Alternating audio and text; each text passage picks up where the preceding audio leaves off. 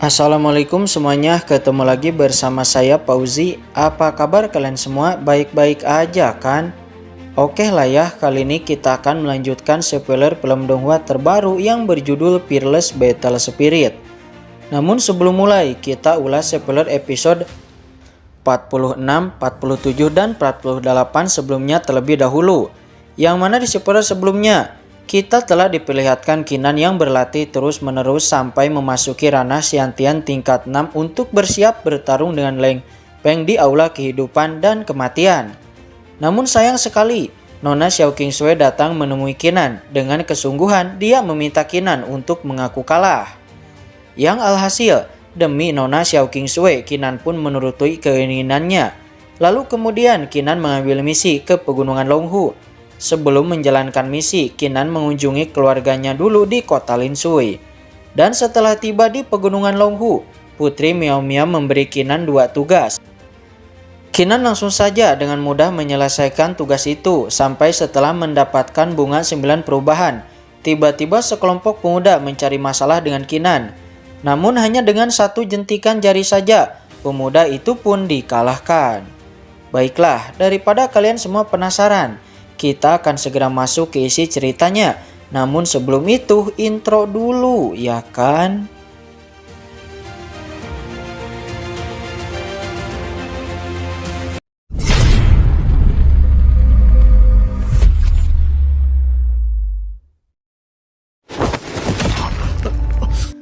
Melihat tuan mudanya dipentalkan hanya dengan satu jentikan jari membuat para bawahannya nampak terkejut. Keenan mendekati tuan muda itu membuat tuan muda itu ketakutan dan lalu berkata, "Bagaimana mungkin kamu memiliki kekuatan sehebat itu?" Keenan menjawab, "Kamu bahkan tidak tahu apa tingkat kultivasiku, tetapi kamu berani ingin merampokku, konyol sekali." Keenan mengeluarkan pedangnya berniat ingin menghabisi tuan muda itu. Tuan muda itu menjadi semakin ketakutan dan lalu mengancam, "Aku adalah tuan muda kedua dari keluarga Dong. Jika kamu membunuhku, maka seluruh keluarga Dong akan mengejarmu."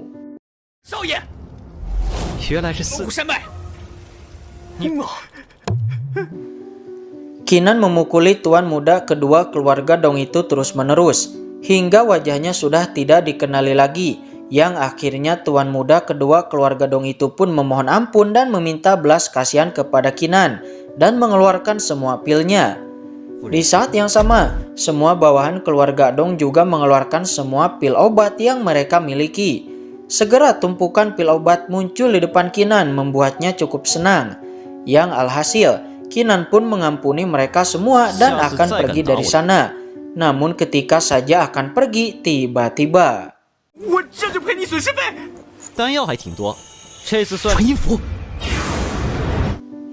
tiba-tiba tuan muda kedua keluarga Dong menampilkan transmisi suara 1000 mil, yang mana itu dapat memperingatkan orang-orang yang berada di jarak sekitar 1000 mil.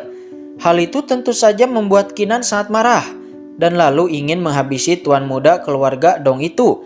Akan tetapi tiba-tiba beberapa panah-panah tajam menerjang dari kejauhan, membuat Keenan harus menghindar. Lalu muncul seorang pemuda. Diketahui pemuda ini adalah tuan muda ke-1 atau tuan muda sebenarnya dari keluarga Dong yang bernama Dong Xiaosu. Namun kita sebut saja tuan muda keluarga Dong.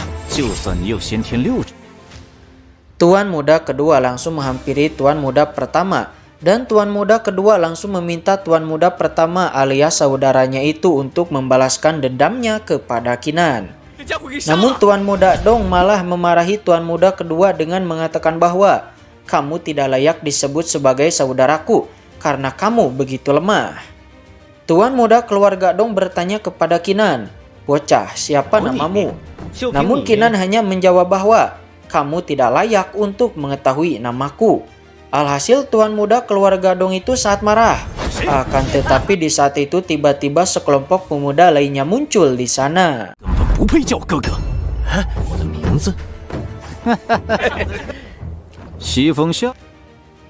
Diketahui sekelompok pemuda ini berasal dari keluarga Xi. Yang berambut merah itu adalah tuan muda dari keluarga Xi. Begitu datang tuan muda keluarga Xi langsung bertanya kepada Keenan.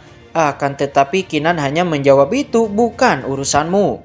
Yang alhasil itu membuat tuan muda keluarga Si merasa tidak senang. Namun tiba-tiba sebuah tawa wanita bergema di sana, disusul dengan kemunculan seorang wanita yang diketahui wanita ini adalah wanita muda dari keluarga Bei. Tuan muda Si dan tuan muda Dong tidak menyangka bahwa wanita muda keluarga Bei juga akan datang ke sini. Namun kemudian mereka dikejutkan lagi dengan kemunculan seorang pria lainnya, yang mana diketahui pria ini adalah tuan muda dari keluarga Nan. Alhasil lengkaplah sudah 4 tuan muda dari 4 keluarga besar berkumpul bersamaan di sini. Keempat tuan muda dari 4 keluarga besar itu pun menatap Kinan, lalu mereka bertanya-tanya, siapa kamu sebenarnya? Alhasil Kinan pun memberitahukan identitasnya bahwa aku adalah Kinan. Tentu saja hal itu membuat keempat tuan muda itu terkejut. Pasalnya mereka juga mengetahui semua berita tentang Kinan, yang mana itu merupakan jenius berbakat dari sekte Xuanling.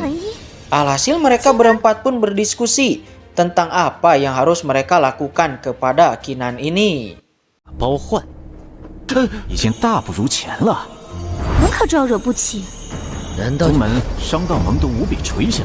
Tuan muda Dong menyarankan untuk memeras Kinan, yang mana dia mengetahui berita tentang Kinan yang memiliki rahasia Papilun Yuan.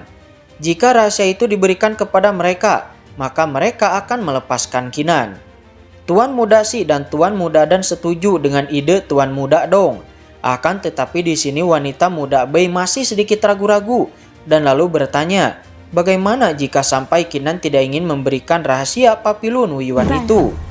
Tuan muda Dong menjawab bahwa jika sampai Kinan tidak ingin memberikannya, maka kita akan membunuhnya.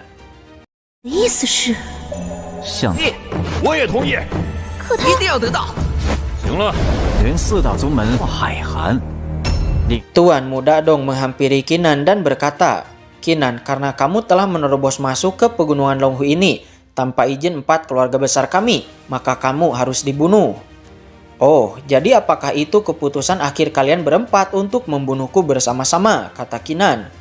Tuan muda Dong menjawab, ya, tapi selama kamu menyerahkan rahasia Papilun Yuan kepada kami, maka kami akan melepaskanmu. Mendengar itu Kinan tiba-tiba saja tertawa terbahak-bahak. Aku sebelumnya ingin memaafkan kalian berempat, tetapi kalian berempat sendiri yang mencari kematian Anda sendiri dan malah menginginkan rahasiaku. Kalian benar-benar hanyalah binatang buas. Dihina sebagai binatang buas, Tuan muda Dong sangat marah dan lalu melayangkan serangannya. Akan tetapi serangannya dengan mudah diblokir oleh Kinan, membuat Tuan muda Dong terlempar jauh ke belakang sebelum akhirnya menyemburkan seteguk darah.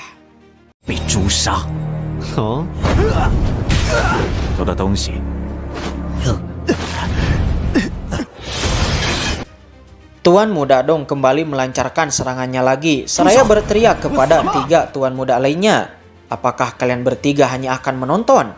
Akhirnya ketiga tuan muda itu pun segera melancarkan serangannya masing-masing, dan terjadilah baku hantam tidak seimbang, yaitu 1 versus 4.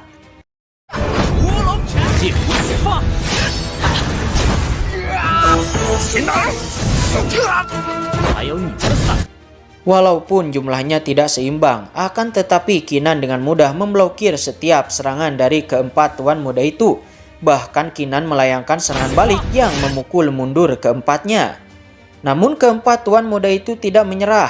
Mereka lalu mengeluarkan senjata mereka masing-masing dan kembali melancarkan serangan gabungan. Namun seperti sebelumnya, serangan itu tidak ada apa-apanya di depan Kinan, yang pada akhirnya Kinan pun malah merampas senjata milik keempat tuan muda itu. Kinan berkata, senjata kalian ini cukup bagus, aku menginginkannya. Melihat senjatanya dirampas oleh Kinan, membuat keempat tuan muda itu berteriak secara serentak, Kinan, kembalikan senjata milikku. Namun tentu saja Kinan tidak akan mengembalikannya, karena barang yang sudah ada di tangannya berarti itu sudah menjadi miliknya.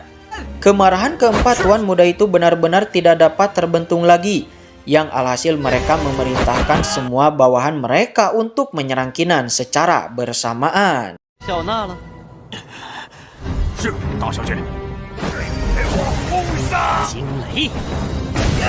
Akan tetapi seberapa banyak pun jumlah mereka semua, tidak ada apa-apanya di depan Kinan. Bahkan dengan aura yang dikeluarkan oleh Kinan saja, mereka semua terpentalkan. Kemudian setelah itu, beberapa tuan muda segera merilis martial spiritnya untuk mengalahkan Kinan. Akan tetapi martial spiritnya dihancurkan oleh Kinan, yang membuat pemilik martial spiritnya menerima guncangan balik dan menyemburkan seteguk darah. Dirinya pun benar-benar mengalami luka parah. Akan tetapi kemudian martial spirit yang dimiliki oleh wanita muda Bei benar-benar mampu membuat Kinan sedikit kerepotan.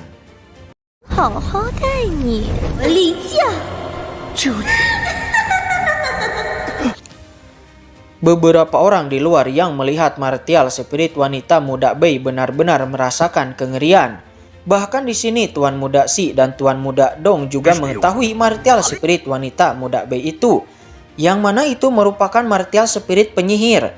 Dijelaskan bahwa martial spirit itu bisa untuk membuat satu orang kehilangan akal sehatnya dan menjadi pelayannya seumur hidup.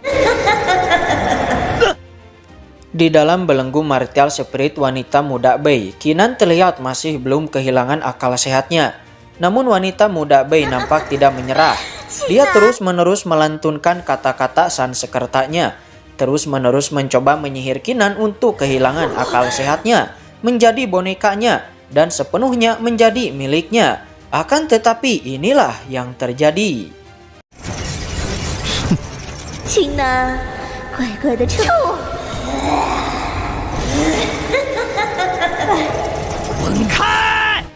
Ya, Kinan tiba-tiba menampilkan martial spirit Dewa Perang, yang seketika saja martial spirit milik wanita muda Bei itu pun dihancurkan oleh martial spirit Dewa Perang, membuat wanita muda Bei menderita luka dalam yang sangat fatal.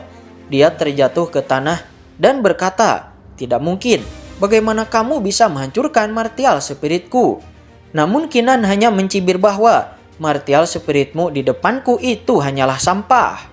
Akan tetapi wanita muda Bei yang sudah menderita luka fatal pun akhirnya tidak sadarkan diri.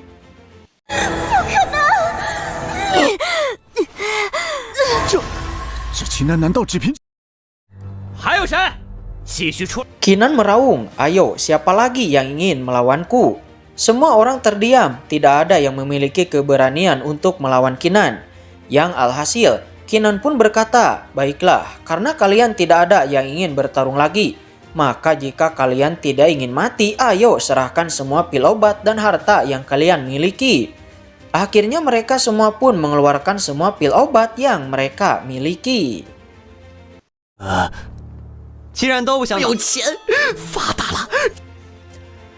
Tumpukan pil obat yang menggunung pun muncul di hadapan Kinan, membuat Kinan sangat senang dan lalu berkata, tidak menyangka limbah dari 4 keluarga besar ini ternyata sangat kaya. Tatapan Kinan lalu tertuju kepada wanita muda Bei yang tidak sadarkan diri dan lalu mengambil semua harta miliknya. Namun di saat itu Kinan mendapati sebuah gambar misterius, dan ketika dia memata-matai gambar itu dengan mata Dewa Perang, ternyata itu merupakan gambar dengan kekuatan energi iblis yang sepertinya ini cukup berharga. Namun sayang, ini hanyalah sobekan kecil, membuat Kinan paham bahwa pasti sobekan gambar lainnya ada di tangan ketiga tuan muda lainnya.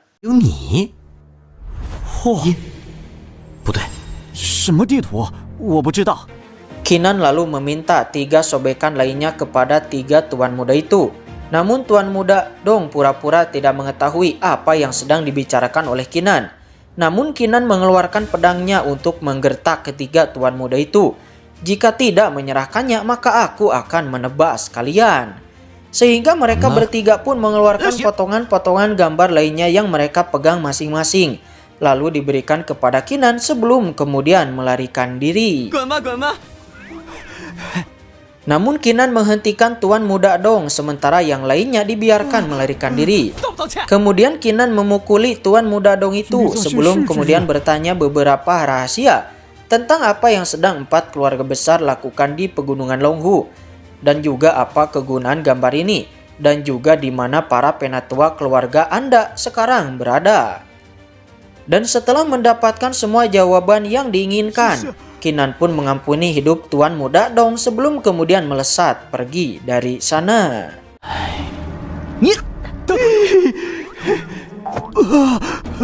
道不道歉？师子密道，祖训说，武王丹这次的收获。 Setelah sampai di sebuah tempat yang aman, Kinan pun mengeluarkan semua barang yang dijarahnya sebelumnya dan langsung saja menjadi sangat senang karena jumlahnya cukup fantastis. Dengan semua ini, bahkan Kinan bisa membayar semua hutang-hutangnya. 去了，现在 Oke guys, spoilernya udah bersambung. Gimana, seru gak tuh? Lanjut gak nih? Tapi Mimin ingatkan bahwa ini adalah spoiler yang mana film aslinya belum rilis. Namun untuk jalan cerita, Mimin yakin 90% akan sama dengan filmnya yang nanti rilis. Namun mungkin ya beberapa adegan akan sedikit diubah sih guys, tapi gak ngaruh. Namun untuk kesesuaian episode, sepertinya akan sedikit melenceng karena jalan cerita versi filmnya cukup lambat dibanding spoilernya. Jadi kalau kalian ingin lanjut spoilernya, silahkan komen guys. Oke, mungkin itu aja. Mimin pamit. Wassalamualaikum warahmatullahi wabarakatuh.